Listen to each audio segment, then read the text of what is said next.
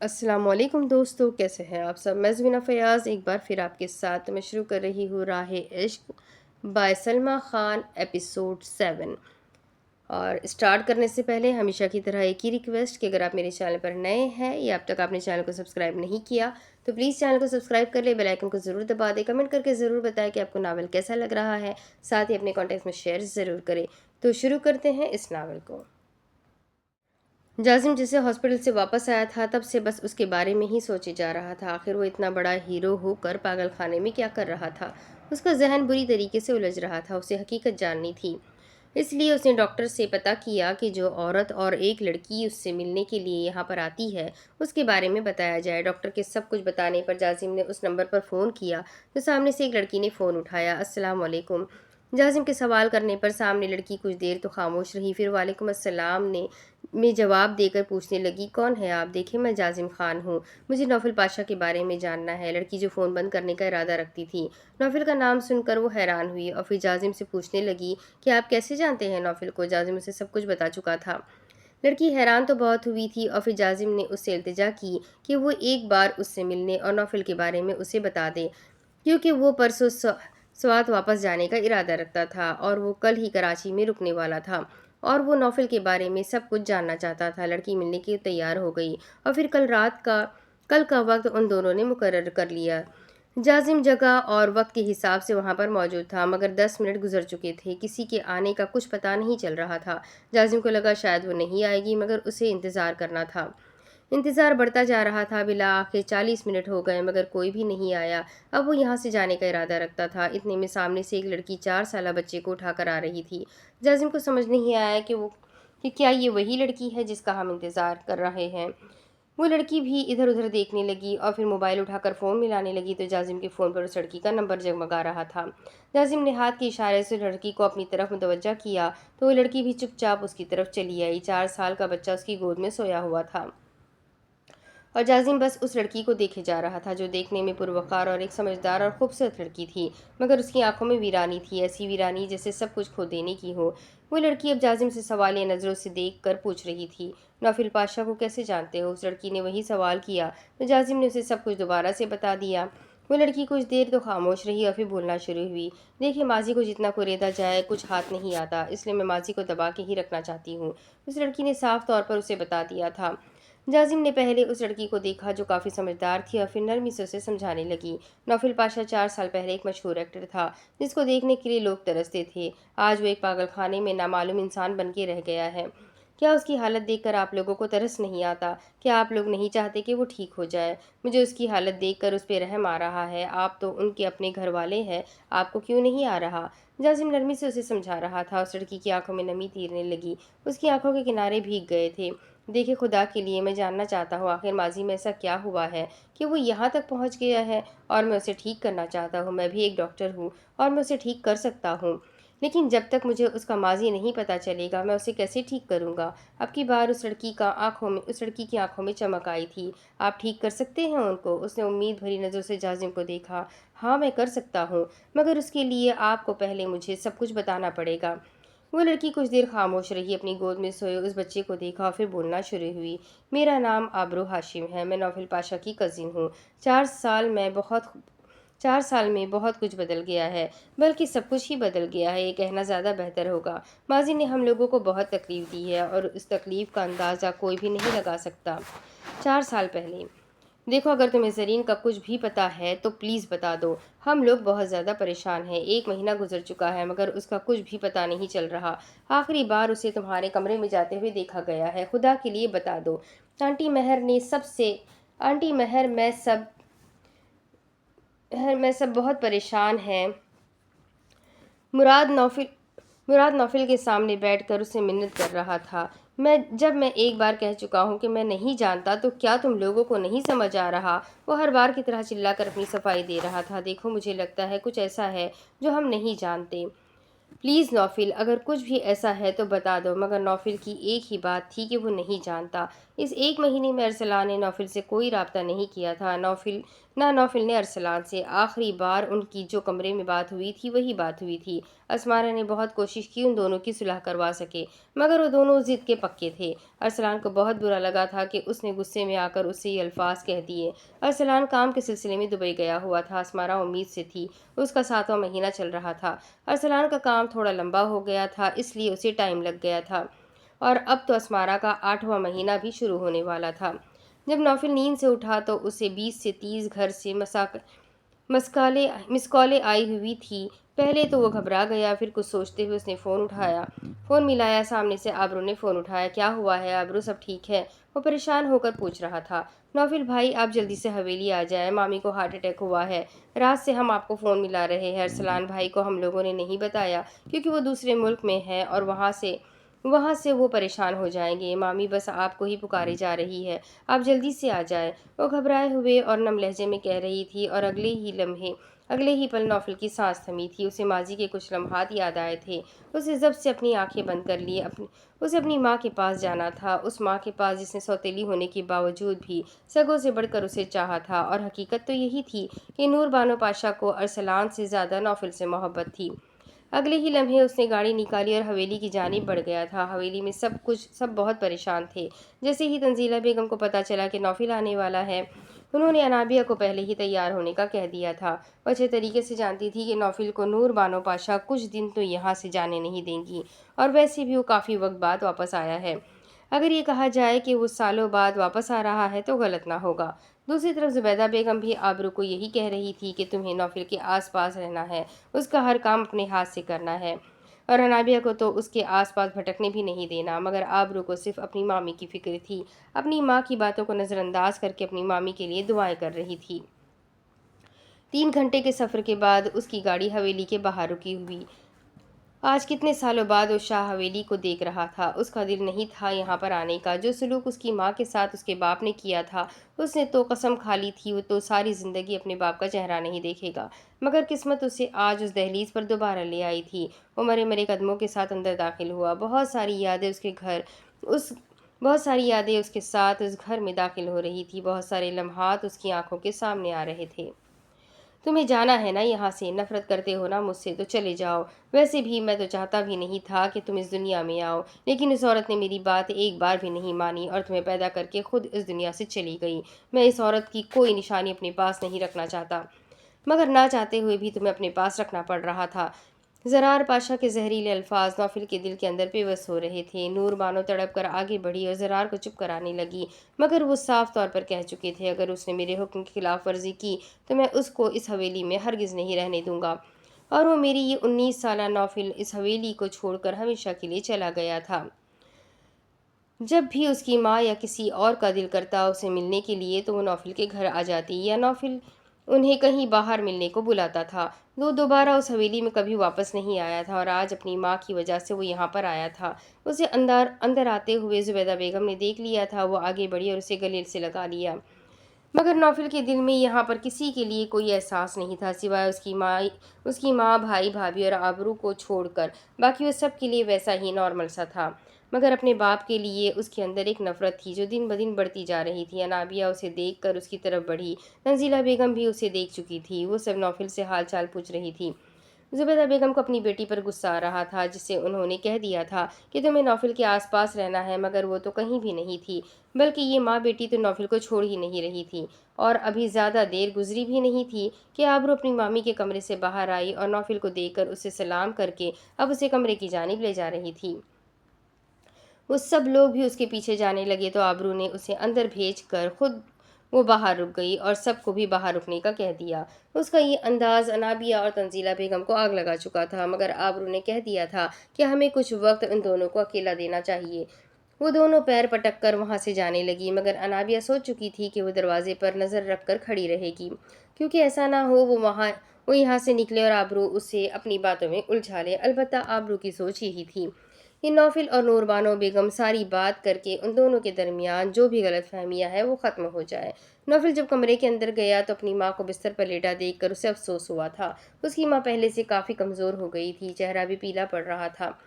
وہ نوفل کو دیکھ کر اٹھنے کی کوشش کر رہی تھی۔ نوفل جلدی سے آگے بڑھا اور ان کو سہارا دے کر بٹھا چکا تھا۔ میرا بچہ آ گیا، میں نے تمہیں کتنا یاد کیا لیکن تم آ ہی نہیں رہے تھے۔ مجھ سے کیا ناراضگی میرا بچہ؟ اپنی ماں کو اس عمر میں کیوں تنہا چھوڑ رہے ہو؟ وہ غمگین لہجے میں پوچھ رہی تھی۔ نوفل کا دل تڑپا تھا۔ امی میں آپ کو اکیلا کیوں چھوڑوں گا؟ میں تو بس کسی وجہ سے یہاں سے گیا تھا۔ میں تو کس وجہ سے یہاں سے گیا تھا آپ اچھے سے جانتی ہے۔ پھر بھی وہ بھی غمگین تھا۔ نور بانو پاشا اچھے سے اپنی بیٹی کی پریشانی سمجھتی تھی۔ انہوں نے نوفل کا سر اپنی گود میں رکھا تھا اور ایک دم نوفل کو سکون محسوس ہوا تھا۔ بے شک ماں کی گود میں آ کر انسان دنیا بھر کی تکلیفیں بھول جاتا ہے۔ نوفل کی آنکھوں سے آنسو نکل رہے تھے۔ نور بانو پاشا بولنا شروع ہوئی۔ میرا بیٹا، میرے لیے بھی وہ وقت آسان نہیں تھا۔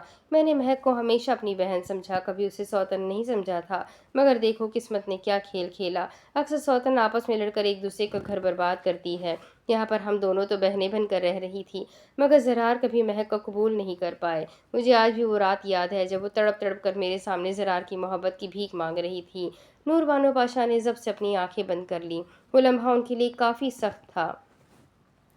دیکھو مہک، مجھے یہ بچہ نہیں چاہیے۔ میں نے کہا تھا اگر میرے بچے کی ماں کوئی بنے گی تو وہ صرف نور بانو ہے، اور نور بانو اور میرا ایک بیٹا ہے۔ اس حویلی کا وارث ہمارے پاس موجود ہے۔ مجھے دوسرا بچہ نہیں چاہیے، اور تمہارے وجود سے تو بالکل نہیں۔ اگر نور بانو ماں نہ بھی بن پاتی اور ہماری اولاد اگر نہ بھی ہوتی، تب بھی میں نور بانو کے علاوہ کسی کو بھی اپنے بچے کی ماں نہیں بنا سکتا تھا۔ اس لیے بہتر ہوگا اس کو۔ وہ اپنے اندر کا زہر مہک کے اندر ڈال رہے تھے۔ مہک تڑپ کر ان کی طرف بڑھنے لگی۔ خدا کے لیے زرار سا یہ ایسا نہ کرے، آپ جانتے ہیں کہ اتنا بڑا گناہ ہے یہ۔ میں یہ گناہ نہیں کر سکتی، میں اپنے بچے کو ہرگز ضائع نہیں کروں گی۔ اور آپ اتنی بے رحم کیسے ہو سکتے ہیں؟ میں نے آج تک آپ سے کچھ بھی نہیں مانگا، میں ہر چیز چپ چاپ سہتی رہی، لیکن میں ہرگز نہیں سوچ سکتی تھی کہ آپ اتنے سالوں بعد بھی اپنی نفرت میرے لیے بدل نہیں پائے۔ میں نے سوچا تھا جب آپ کوئی خوشخبری سناؤں گی تو آپ خوش ہو جائیں گے، لیکن آپ تو… مہک کی آنکھوں میں بے یقینی تھی۔ دیکھو مہک، مجھے یہ بچہ نہیں چاہیے، میں تم سے کہہ چکا ہوں، لیکن مجھے چاہیے۔ بہت ہو گیا آپ کا، ہر بار آپ کی بات پر سر جھکا لیا تو کیا سمجھ بیٹھے کمزور ہوں میں؟ زرار پاشا، میں کبھی کمزور نہیں تھی، لیکن ہمارے خاندان کا رواج ہے کہ عورتیں مردوں کے سامنے بات کریں، اس لیے میں اس لیے چپ تھی۔ تو کیا آپ نے مجھے کمزور سمجھ لیا؟ میں زندگی بھر آپ کے نام پر بیٹھی رہی۔ جب مجھے پتا چلا کہ آپ نے شادی کر لی ہے، آپ جانتے ہیں میرے دل پر کیا گزری تھی؟ نہیں، آپ تو نہیں سمجھ پائیں گے نا، کیونکہ آپ کی من پسندیدہ بیوی آپ کے پاس تھی، لیکن مجھے تب بھی کبھی ان سے کوئی حسد یا جلن محسوس نہیں ہوئی۔ میں نے قسمت کا لکھا سمجھ کے قبول کر لیا۔ میں ساری زندگی آپ کے نام پر بیٹھنے کو تیار تھی۔ پھر جب قسمت نے ہم دونوں کو ایک کر دیا تو میں سوچ میں پڑ گئی کہ شاید قسمت مجھ پر مہربان ہو گئی ہے۔ میری دعاؤں کا صلہ مجھے آپ کی صورت میں مل رہا ہے۔ شادی کے بعد آپ کا ہر رویہ میں نے برداشت کیا، آپ کے طعنے میں نے برداشت کی ہے۔ آپ باہر کا غصہ آپ مجھ پر اتارتے تھے، اگر آپ کو نور بانو پہ بھی کوئی غصہ ہوتا تو آپ میرے اوپر اتار کر جاتے تھے۔ یاد ہے نا زرار پاشا، میں سب کچھ سہتی رہی، مگر آپ نہیں بدلے۔ آپ کو بچہ نہیں چاہیے تو نہ صحیح مجھے چاہیے، اور میں دیکھتی ہوں میرے بچے کو کون نقصان پہنچاتا ہے۔ میرا بچہ اس دنیا میں آئے گا، اگر آپ اسے اپنا نام نہیں دینا چاہتے تو میں اسے لے کے چلی جاؤں گی، مگر زرار پاشا، میرا بچہ اس دنیا میں ضرور آئے گا۔ زرار پاشا حیرت سے مہک کو دیکھ رہے تھے۔ آج اتنے سالوں میں پہلی بار مہک کا یہ روپ ان کے سامنے آیا تھا۔ وہ تو خود بھی حیران تھے کہ اتنا چپ چپ رہنے والی اور اتنی نازک سی اور کمزور سی لڑکی آج بھوکی شیرنی کیسے بن گئی تھی، مگر شاید اپنے بچے کو کھو دینے کا خوف ایسا ہی تھا کہ اس ڈرپوک اور چپ چاپ رہنے والی لڑکی کو شیرنی بنا دیا تھا۔ مگر زرار پاشا کو غصہ کافی آ رہا تھا۔ ایک دم آگے بڑھے اور مہک کو بالوں سے پکڑ کر کھینچتے ہوئے ان کے منہ پر گرا رہے تھے۔ میں نے نہیں کہا تھا مجھ سے شادی کرو، میں تو کسی اور کو اپنی زندگی میں شامل کرنے کا سوچ بھی نہیں سکتا تھا۔ تمہیں میرے سر پر میرے باپ نے لا کر بٹھا دیا، لیکن میں تمہیں برداشت اس لیے کر رہا تھا کیونکہ تم اپنے کام سے کام رکھنے والی چپ چاپ رہتی تھی، مگر آج تم نے اپنی حد پار کر دی۔ تمہاری اتنی ہمت کہ تم میرے سامنے زبان چلاؤ۔ انہوں نے ایک دم ان کے بال چھوڑے تو پیچھے گرنے ہی والی تھی جب دروازہ کھول کر نور بانو اندر داخل ہوئی۔ وہ پانی پینے کے لیے کچن کی طرف جا رہی تھی جب کمرے سے چیخنے چلانے کی آوازیں آ رہی تھی۔ پہلے تو ان کا دل گھبرا گیا، پھر جب مہک کے چیخنے کی آواز آئی تو وہ کمرہ کھول کر اندر کی طرف بڑھ چکی تھی۔ سامنے کا منظر دیکھ کر وہ حیران رہ گئی۔ ابھی وہ کچھ کہتی کہ سامنے سے زرار پاشا نے مہک کو دھکا دیا تھا۔ ابھی وہ گرنے ہی والی تھی جب نور بانو پاشا نے انہیں سنبھال لیا۔ زرار، پاگل ہو گئے ہیں آپ؟ اس کی حالت کا آپ کو پتہ ہے اور آپ یہ حرکت کرنے جا رہے ہیں؟ نور بانو بے یقینی سے اپنے شوہر کا یہ عمل دیکھ رہی تھی۔ نور، تم چلی جاؤ یہاں سے۔ اس کی اتنی ہمت کہ میرے سامنے زبان چلائے گی، اس کو تو میں بتاتا ہوں آج۔ وہ غصے سے مہک کی طرف بڑھنے لگے۔ جب نور بانو پاشا نے انہیں روک لیا، اچھا اس نے آپ کے سامنے زبان چلائی تو آپ اس کو مارنے کے لیے تیار ہو گئے ہو؟ تو سب سے پہلے میرا گلا کیوں نہیں گھونٹتے ہیں؟ میں تو چھوٹی چھوٹی باتوں پہ غصہ کر جاتی ہوں، لڑنا جھگڑنا چیخنا چلانا شروع کر دیتی ہوں۔ ہاں، ہماری لڑائیاں ہماری باتیں سب کمرے تک طے رہتی ہے، آپ کی اور مہک کی بات بھی کمرے تک ہی ہے، مگر آپ یہ سب کر کے یہ بات کمرے کے باہر تک لے جانے کی کوشش کر رہے ہیں، تو پھر بتائے اس میں اور مجھ میں کیا فرق ہے؟ بلکہ اس بیچاری نے تو کبھی اپنے حق کے بارے میں کچھ بولتی بھی نہیں ہے، آج آپ کو آئینہ دکھایا ہے تو آپ کو برا لگ گیا؟ زرار ہوش کے ناخن لے آپ، بابا جان سے وعدہ کیا تھا کہ آپ دونوں بیویوں میں انصاف کریں گے، کہاں کیا ہے آپ نے انصاف؟ کیا ایک دن بھی مہک کو بیوی کا درجہ دیا ہے آپ نے؟ اس کو کچھ کہنے سے پہلے اپنے غریب آدمی دھیان دے، اپنے گریبان پر دھیان دے۔ مہک جیسی بیوی قسمت سے ملتی ہے، مگر آپ ٹھہرے بدقسمت۔ نور بانو پاشا کو کافی غصہ آیا ہوا تھا، اگر وہ وقت پر نہ پہنچتی تو اللہ نہ کرے کتنا بڑا نقصان ہو جاتا، اور اس نقصان پر زرار کو کوئی افسوس بھی نہ ہوتا، کیونکہ وہ تو یہی چاہتے تھے۔ زرار ایک نفرت بھری نظر مہک پر ڈال کر باہر نکل گئے۔ پیچھے مہک نور بانو کے گلے لگ کر پھوٹ پھوٹ کر رونے لگی۔ میرا کیا قصور ہے نور؟ مجھے کیوں سزا مل رہی ہے؟ میں نے تو کبھی کسی کے لیے کچھ غلط نہیں سوچا، یہاں تک کہ آپ کے لیے بھی کبھی بھی کچھ غلط نہیں سوچا، پھر مجھے کیوں سزا مل رہی ہے؟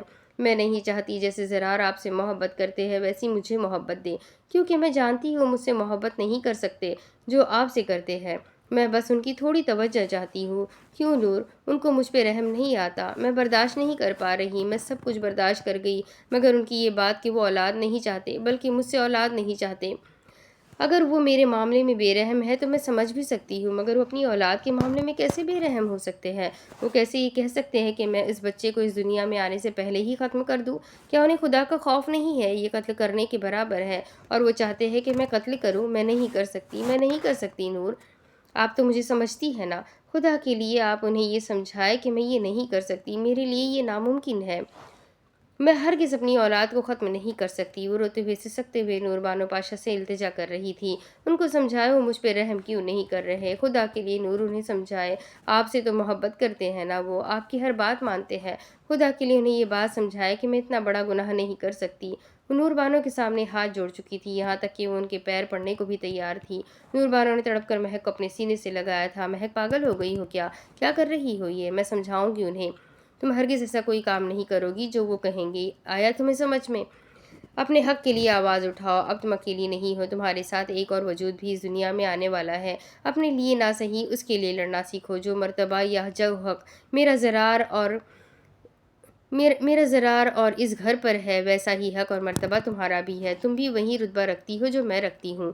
وہ مہک کو گلے سے لگا کر سمجھا رہی تھی، مہک بس ہاتھ جوڑ کر ان سے التجا کر رہی تھی، اس بچے کے لیے التجا کر رہی تھی، وہ ان کے سامنے جھولی پھیلانے کو بھی تیار تھی، زرار کی محبت اور اس بچے کے لیے مہک پاشا پیروں میں پڑنے کو بھی تیار تھی۔ نور بانو نے سختی سے اپنی آنکھیں کھولی تھی اور نوفل کو سب بتا رہی تھی، نوفل کی آنکھیں نم تھیں، نور بانو بیگم اچھے سے جانتی تھی نوفل کا اپنے باپ سے نفرت کرنا جائز تھا، کیونکہ جو تکلیف انہوں نے اس کی ماں اور اسے دی تھی وہ کم تکلیف نہیں تھی، آج اگر وہ ایسا بن گیا ہے تو اس کو ایسا بنانے میں سب سے بڑا ہاتھ زرار پاشا کا تھا، وہ ہمیشہ ارسلان کو نوفل پر فوقیت دیتے تھے، مگر نور بانو کو نوفل زیادہ عزیز تھا۔ گزری لمحات نوفل کی آنکھوں کے سامنے بھی آ رہے تھے، وہ اتنا چھوٹا نہیں تھا جو اپنے ماں پر ہوتا ہوا ظلم نہ سمجھ پاتا، وہ 8 سال کا تھا جب اس کی ماں کا جنازہ اس کے سامنے رکھا ہوا تھا، ارسلان روتے ہوئے مہک بیگم کے جنازے سے لپٹا ہوا تھا، نوفل کی آنکھوں میں نمی تھی، اور جب نظر زرار پاشا پر گئی تو نمی کی جگہ غصے نے لے لی، کتنا بے حس آدمی تھا، اپنی بیوی کی موت پر کونے میں کھڑا ہو کر سگریٹ پی رہا تھا، غم تو دور کی بات ان کے چہرے پر کوئی افسوس بھی نہیں تھا، اگر اتنا عرصہ ہم کوئی جانور اپنے پاس رکھ لیتے ہیں تو ہمیں اس سے بھی محبت ہو جاتی ہے، تو جیتی جاتی انسان تھی، مگر اس آدمی نے بے حسی کی حد کر دی تھی، ان 8 سالوں میں اس نے ہمیشہ اپنی ماں کو اپنے باپ کے ہاتھوں ذلیل ہوتے ہوئے ہی دیکھا تھا، ڈائننگ ٹیبل پر اس کی ماں نے کبھی بیٹھ کر کھانا نہیں کھایا تھا، ایک بار تو نور بانو پاشا بھی غصے سے اٹھ گئی تھی، اور ان کا یہی کہنا تھا کہ اگر مہک یہاں بیٹھ کر کھانا نہیں کھائے گی تو وہ بھی یہاں پر نہیں بیٹھے گی، زرار اپنی محبوب بیوی کو ہرگز ناراض نہیں کر سکتے تھے،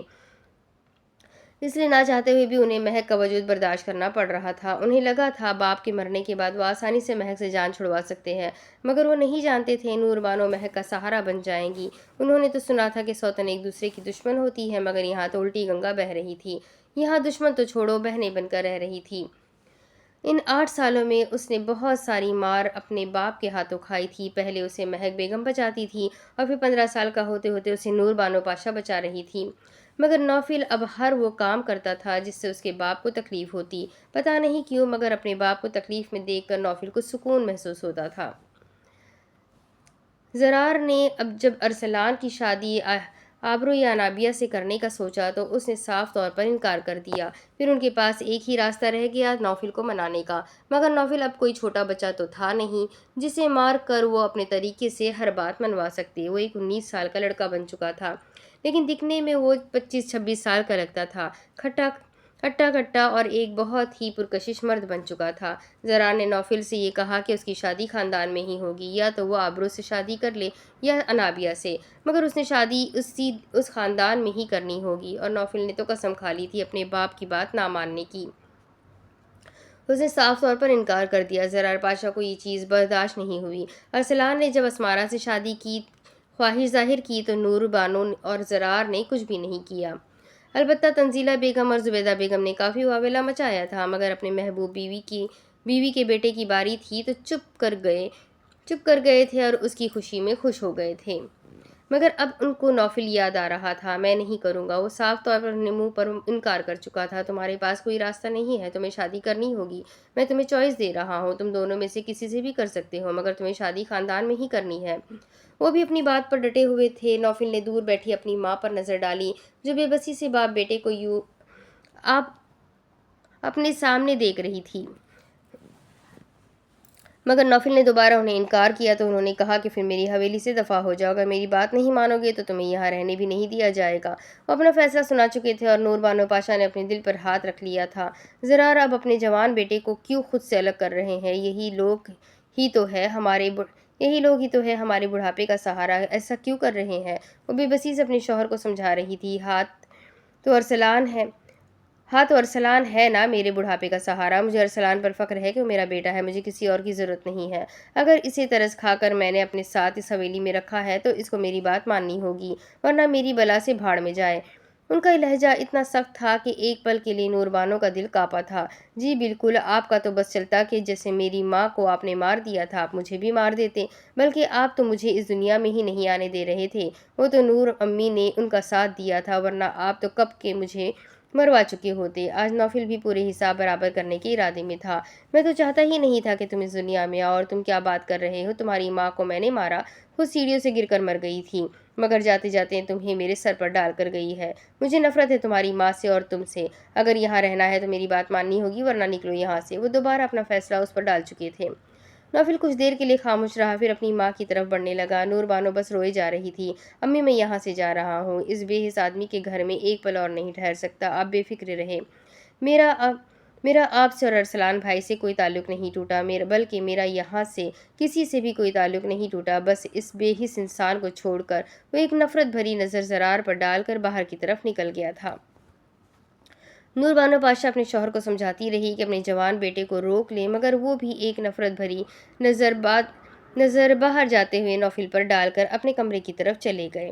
نوفل اپنے شہر والے گھر میں چلا گیا تھا۔ اس کے پاس پیسوں کی کوئی کمی نہیں تھی، اگر باپ جائیداد سے نکال بھی دیتا تب بھی اس نے اچھے خاصے پیسے جمع کر کے رکھے تھے، مگر اس کے اندر آگ جل گئی تھی، اپنے باپ کو تکلیف دینے کی آگ۔ اور پھر ایک دن اس کی گاڑی خراب ہو گئی تھی۔ وہ سڑک پر کھڑا ہو کر لفٹ مانگ رہا تھا جب ایک 45 سے 50 سال کا آدمی اپنی گاڑی روک کر اس کو دیکھ رہا تھا۔ نوفل پہلے تو الجھن کا شکار ہوا، پھر پوچھنے لگا کہ کیا ہوا ہے، ایسے کیوں دیکھ رہے ہو؟ پھر اس آدمی نے اسے بتایا کہ وہ ایک بہت بڑا ڈائریکٹر ہے اور نوفل اس کی اگلی فلم کے لیے بالکل پرفیکٹ لگ رہا ہے۔ نوفل نے اس وقت صاف طور پر منع کر دیا، مگر اس نے اپنا کارڈ نوفل کو دے دیا تھا کہ اگر ارادہ بدلے تو رابطہ کرنا۔ اور گھر جا کر جب نوفل نے اس بارے میں آرام سے سوچا تو اسے پتہ چل گیا کہ وہ اپنے باپ کو کس طرح سے تکلیف دے سکتا ہے۔ اس نے اگلے ہی دن اس ڈائریکٹر کو کال کر کے ہاں کہہ دیا، اور شہر میں ہی رہتے رہتے اس کی دوستی مراد سے بھی ہو گئی تھی۔ مراد ایک اچھا انسان تھا اور اس کا بہت مخلص دوست تھا۔ جب اس نے مراد کو فلم کے بارے میں بتایا تو بہت خوش ہوا تھا اور پھر نوفل نے مراد کو ہی اپنا مینیجر بنا لیا تھا۔ وہ بہت مخلص تھا نوفل کے ساتھ۔ جب یہ چیز شاہ حویلی میں پتہ چلی تو الگ ہی قیامت برپا ہو چکی تھی۔ جب ٹی وی پر نوفل کا انٹرویو چل رہا تھا تو زرار پاشا کا چہرہ غصے کے مارے سرخ ہو چکا تھا۔ البتہ کسی اور کو کوئی مسئلہ نہیں تھا کیونکہ اس کی اپنی زندگی تھی، وہ جیسے کسی کو کیا فرق پڑنا تھا، وہ جیسے جیے کسی کو کیا فرق پڑنا تھا۔ نابیہ تو اسے دیکھ کر ہی عاشق ہو گئی تھی، البتہ آبرو اپنے بھائی کے لیے بہت خوش تھی۔ زرار پاشا نے کافی بار ارسلان کو بولا تھا کہ وہ اسے سمجھائے، مگر ارسلان نے کہہ دیا تھا بابا وہ کسی کی بات نہیں مانے گا۔ جو اس کے ساتھ ہوا ہے اس کے بعد وہ اب کسی کی بات مان ہی نہیں سکتا۔ زرار پاشا نے نور بانو پاشا سے بھی کہا تھا، مگر ان کا بھی یہی کہنا تھا وہ صرف مجھ سے اور اس گھر میں چند لوگوں سے ملتا ہے، اگر ابھی اس کے فیصلے کی عزت نہیں کی تو وہ مجھ سے بھی ملنا چھوڑ دے گا۔ میں اپنی بیٹے کی جدائی برداشت کر رہی ہوں، اگر وہ مجھ سے روٹھ کر چلا گیا تو میں برداشت نہیں کر پاؤں گی۔ اس سے زرار مجھے معاف کر دے، میں نہیں کر سکتی۔ اور وہ جو زرار پاشا سوچ کر بیٹھے تھے کہ کچھ دن کے بعد اسے جب پیسوں کی کمی ہوگی، عقل ٹھکانے آئے گی تو حویلی واپس آ جائے گا اور خاندان میں ہی شادی کر کے یہیں پر ہی رہ جائے گا اور زرار کی انا جیت جائے گی۔ یہاں تو سب کچھ الٹا ہو گیا تھا کیونکہ اب ان کے پاس کوئی اور راستہ نہیں رہ گیا تھا۔ وہ اچھے سے جانتے تھے وہ ان کی بات نہیں مانے گا، اس لیے بس وہ برداشت کرتے رہے۔ اور دوسری طرف نوفل مشہور ہوتا گیا، ہر طرف بس نوفل باتیں چل رہی تھی۔ وہ اپنی پہلی فلم سے ہی بہت مشہور ہو گیا تھا اور پھر نوفل کی زندگی بالکل ہی بدل گئی، مگر وہ اپنا دردناک ماضی کبھی بھی بھول نہیں پایا۔ بچپن کی تکلیفیں، باپ کی نفرت، گھر والوں سے جدا ہونا اور اپنی ماں کی موت، وہ کچھ بھی تو نہیں بھولا تھا۔ سب کچھ اسے یاد آیا تھا اور وہ بھولنے کا ارادہ بھی رکھتا تھا۔ اب اس کے آگے کی کہانی میں آپ کو اگلی ویڈیو میں سناتی ہوں کہ آگے کیا ہوگا، آگے اس کے ماضی میں اور کیا ہے، آخر زرین کے ساتھ کیا ہوا تھا اور نوفل پاگل خانے کیسے پہنچ گیا۔ تو آگے کی سٹوری جاننا بہت انٹرسٹنگ ہے، تو جلدی سے ویڈیو کو لائک کریں، چینل کو سبسکرائب کریں، بیل آئیکن کو ضرور دبا دیں۔ ملتے ہیں اگلی ویڈیو میں، تب تک کے لیے اپنا خوب سارا خیال رکھیں، مجھے بھی دعا میں یاد رکھیں۔ اللہ حافظ۔